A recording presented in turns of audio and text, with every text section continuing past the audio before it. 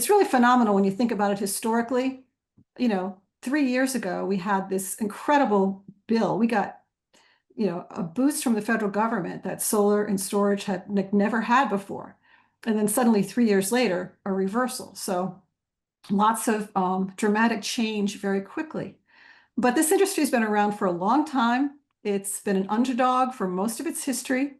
And what I've always found remarkable about it, and what I love, the reason I love to cover it is because the people who are working on the grid edge, that's where the innovators are. And so I think, and we'll get into this later, but I think what we're going to see is that some of the things that perhaps the bill crafters didn't mean to do, they did, that will actually help the microgrid, off-grid approaches move along more quickly. Out of the IRA, it took for the more sticky sections of the IRA to, and the IRS rules to get published as interpretations. Here's how you need to look at this particular section of the IRA.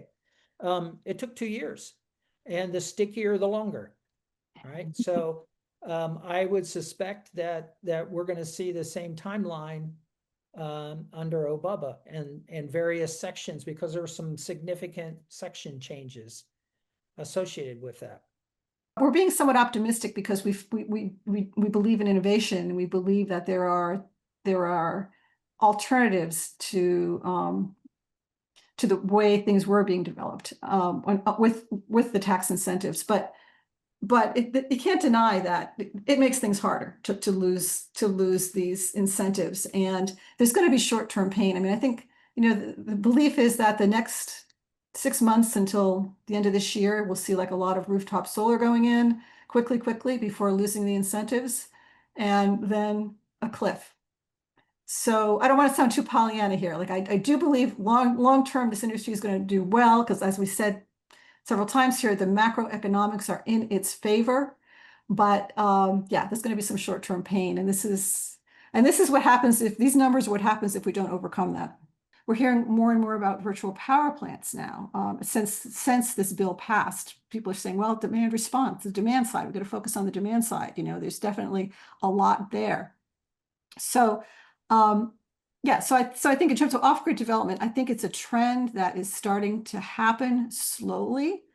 We also saw a company that was in New Jersey that tried to do off-grid homeowner microgrids, and just couldn't pull it off, and they ended up going out of business. So as these things often are, when something's new, you see it bubble up, you see it go back, you see it bubble up some more, and I think that's where we are. We're kind of in a bubble up phase. But these trends are going to, high prices and lack of reliability, inability to interconnect, they're all going to drive more off-grid development. So we'll be getting into later on. Steve's going to be talking about a really fascinating project he's done that's all off-grid.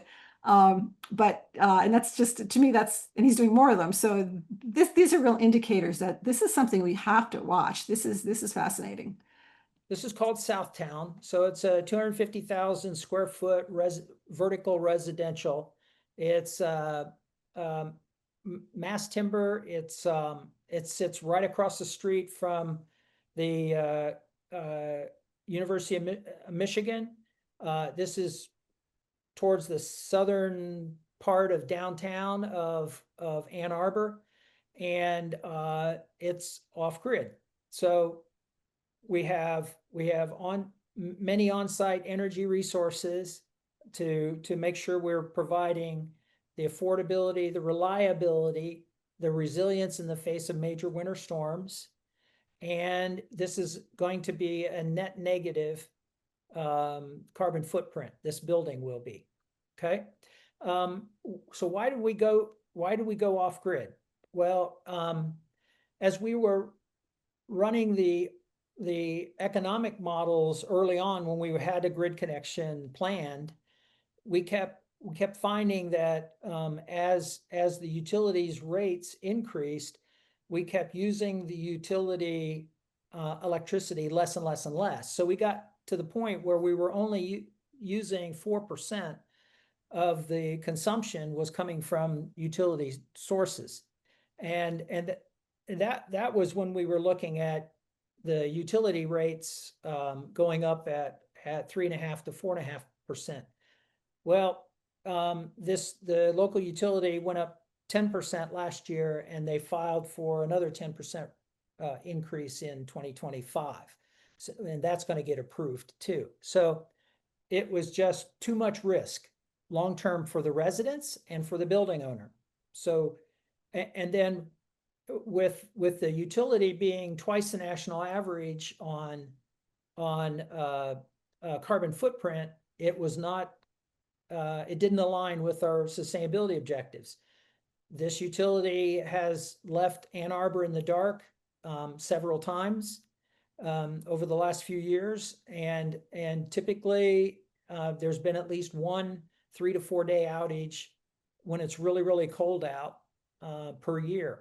And that has left a lot of negative feelings between the city of Ann Arbor and anybody who lives there and the utility. So it was just pretty clear to the customer, to the builder of this facility, the real estate firm, that they're having a grid connection was not going to feed our affordability objectives, our reliability objectives, our sustainability objectives.